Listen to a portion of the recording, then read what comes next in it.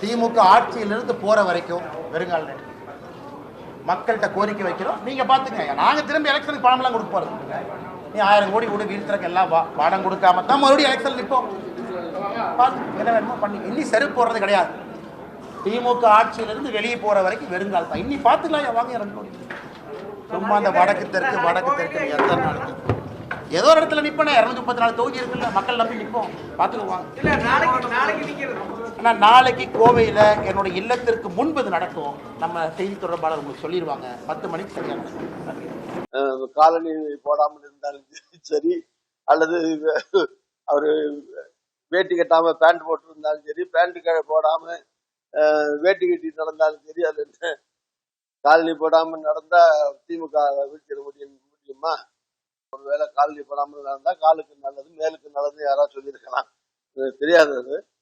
அதனால இதெல்லாம் வந்து ஒரு சும்மா வேடிக்கை காட்டுற விஷயமாக நான் பார்க்கிறேன். எதுக்கு போறாருங்கப்பா, ஒரு மனுஷன் எவ்வளவு ஷார்ட் அடி தாங்க முடியும்? அவர் அப்படி சொல்றது தெரியல எனக்கு. நான் பாட்டுக்கு அடிச்சுட்டு நானே ஒரு வேண்டுகோள் வைக்கிறேன். அந்த மாதிரி தயவுசெய்து ரொம்ப போட்டு அடிச்சுக்கிட்டு துன்புறுத்தி ஏதாவது உடம்புக்கு ஃபுல்லாக ஒட்டி சிந்தானா குழந்தை ஒட்டி குடும்பம்லாம் இருக்கு. அவங்க வந்து நல்ல அண்ணாமலை இந்த நாள் வாழ வேண்டும், தமிழ்நாட்டில இருந்து அரசியல் செய்ய வேண்டும் என்றுதான் விரும்புகிறேன். தவிர இந்த மாதிரி கசையடி பட்டு அவர் கசங்கி போகக்கூடாது. அண்ணாமலை வந்து கோவையில் வந்து ப்ரெஸ் மீட் பண்ணியிருக்காரு. என்னன்னா, அந்த திமுக என்ற பலத்தை வச்சு தான் வந்து இந்த மாணவிகள் இந்த பெண்கள் மேலே வந்து அத்துமீறறாங்க.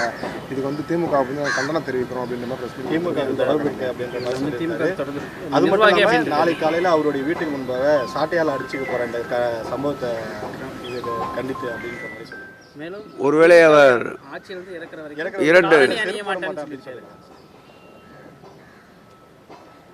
தற்போது சபரிமலை மண்டல காலம் முடிந்து அடுத்து மகர விளக்கு பூஜை காலம் தொடங்க இருக்கின்றது.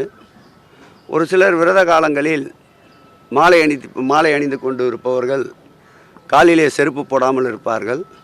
நான் கூட மலைக்கு மலை ஏறும்போது காலிலே செருப்பு அணிய மாட்டேன்.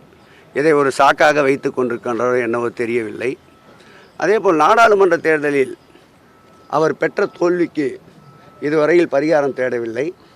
பல பேட்டிகளை நீங்களே கண்டிருப்பீர்கள். நிச்சயமாக கொங்கு மண்டலத்தில் அனைத்து தொகுதிகளிலும் நாங்கள் வெற்றி பெறுவோம். திமுக 40 தொகுதியும் டெபாசிட் வாங்காது என்று கூட எழுதி வைத்துக் கொள்ளுங்கள் என்று கூட பேட்டியை தந்திருந்தால் நீங்கள் அனைவரும் அறிந்த ஒன்றுதான். ஒருவேளை ஜெயித்து விடுவோம் என்று அவர் கூறிய அந்த பேட்டியிலே எழுதி வைத்துக் கொள்ளுங்கள் என்று உறுதி தந்தாரே, அதற்கு பிராயச்சித்தமாக இந்த சவுக்கடிக்கு செல்கிறாரோ என்னவோ தெரியவில்லை.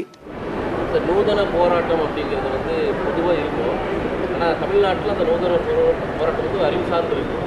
ஆனால் இப்போ பாஜக தலைவர் அண்ணாமலை என்ன சொல்லியிருக்காருன்னா, திமுக வந்து ஆட்சி வந்து அகற்சி வரை நான் செலுத்தி போட மாட்டேன், நாட்டையில் அடிச்சுக்குவேன், வந்து நாளைக்கு அடிச்சுக்குவோம் அப்படிங்கிற மாதிரிலாம் 47 நாள் வந்து விரதம் இருக்க போவதாகவும் காலில் செருப்பு பண்ணி போதில்லை, திமுக ஆட்சியிலிருந்து விலகிற வரைக்கும் அதை நான் செருப்பு பண்ண மாட்டேங்கிறாரு. அதே மாதிரி தனக்கு தண்டனையை வந்து 6 சாட்டை அடியை வந்து வீட்டுக்கு நாளைக்கு 10 மணிக்கு அவர் அடிச்சுட்டு போகிறதா அப்படின்றது மாநிலத்தில் இந்த அணுகுமுறை வந்து நாகரிகமான அரசியல் துறை அந்த வார்த்தையை வந்து பயன்படுத்தி.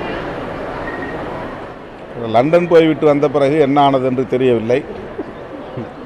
ஏன் அவர் இப்படிப்பட்ட முடிவை எடுக்கிறார் என்பது வருத்தமளிக்கிறது. தன்னைத்தானே வருத்தி கொள்ளும் அகிம்சா வழி போராட்டத்தை காந்தியடிகளைப் போல கையில் எடுக்கிறாரா என்று தெரியவில்லை. ஆனால் காந்தியடிகள் கூட இப்படிப்பட்ட போராட்டங்களை அறிவித்ததில்லை. உண்ணாநிலை அறப்போராட்டம் சரி, தன்னைத்தானே சவுக்கால் அடித்துக் கொள்வது, சாட்டையால் அடித்துக் கொள்வது அதிர்ச்சியாக இருக்கிறது. அவருடைய போராட்ட அறிவிப்புகள் நகைப்புக்குரியவையாக மாறிவிடக்கூடாது. செய்திகளை உடனுக்குடன் தெரிந்து கொள்ள உடனே சப்ஸ்கிரைப் பண்ணுங்க.